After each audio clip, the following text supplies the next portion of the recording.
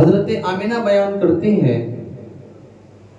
کہ جب حضرت عبداللہ کی امانت محمد عربی صلی اللہ تعالی علیہ وسلم میرے شکم میں تشریف لے کر کے آئے تو میری کیفیت بدل گئی.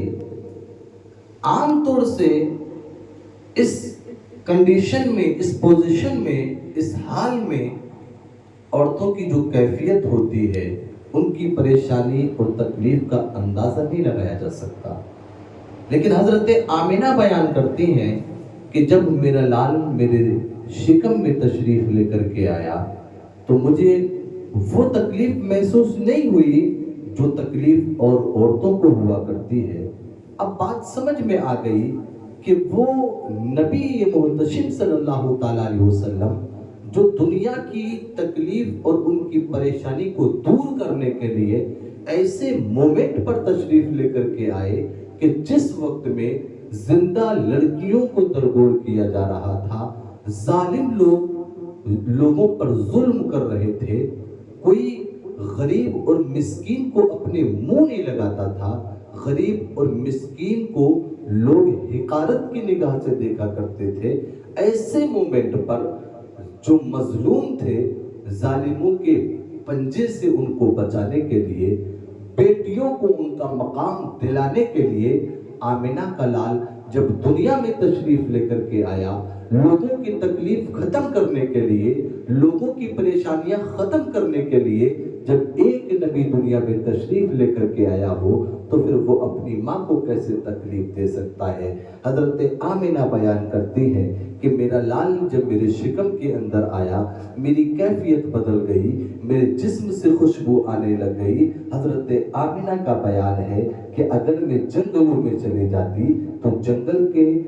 درندے میرے قدموں پہ آ کر کے لیٹ جاتے اور بولتے کہ آمینہ تجھے مبارک ہو، تو نبیوں کے امام کی ماں بننے والی ہے. حضرت آدم علیہ السلام میرے پاس آتے، حضرت موسیٰ مجھے میرے پاس آ کر کے بشارت دیتے، حضرت زکریا میرے پاس آ کر کے بشارت دیتے اے آمینہ تجھے مبارک ہو، تو نبیوں کے امام کی ماں بننے والی ہے. حضرت آمینہ کا بیان ہے کہ جب میرا لال دنیا میں تشریف لانے والا تھا تو میں نے آسمان کے ستاروں کو دیکھا کہ آسمان کے ستارے میرے آنگن میں جھکے چلے آ رہے ہیں، آسمان کے تارے میرے آنگن میں گرے چلے آ رہے ہیں. ایسا لگتا تھا کہیں ایسا نہ ہو کہ آسمان کے ستارے میرے آنگن میں گر جائیں. حضرت آمینہ بیان کرتی ہیں تو میرے بھائی جو لوگ یہ کہتے ہیں کہ نبی کے نام پر چراغاہ کرنا یہ بدعت ہے، نبی کے نام پر چراغاہ کرنا یہ بدعت ہے، نبی کے نام پر روشنی اور قمقمے لگانا بدعت ہے،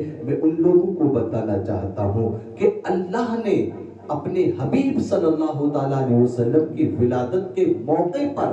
آسمان کے ستاروں کو حکم دیا تھا کہ اے آسمان کے ستاروں، آمینہ کے آنگن میں مصطفیٰ کے حسن کی خیرات بڑھ رہی ہے، جاؤ اور جا کر کے آمینہ کے آنگن سے مصطفیٰ کے حسن کی خیرات لے آؤ. اے آسمان کے سورج، اپنی روشنی پر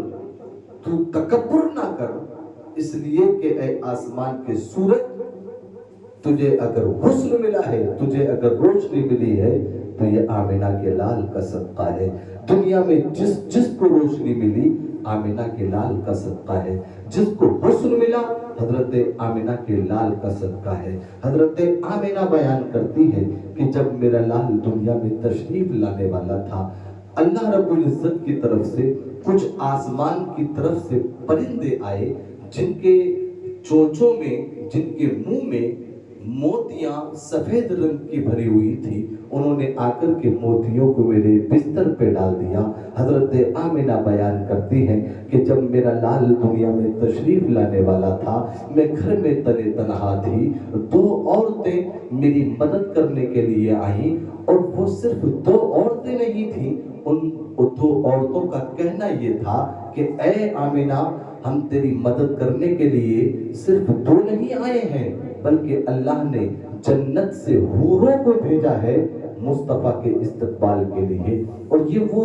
وقت تھا، یہ وہ سمے تھا کہ جس وقت میں آمینہ کا لال دنیا میں تشریف لے کر کے آ رہا تھا تو رب نے جنت سے حوروں کو حکم دیا کہ اے وہ جنت سے نکل جاؤ اور میرے حبیب کا استقبال کرو. تو ان حوروں نے جنت سے نکل کر کے مصطفیٰ کی آمد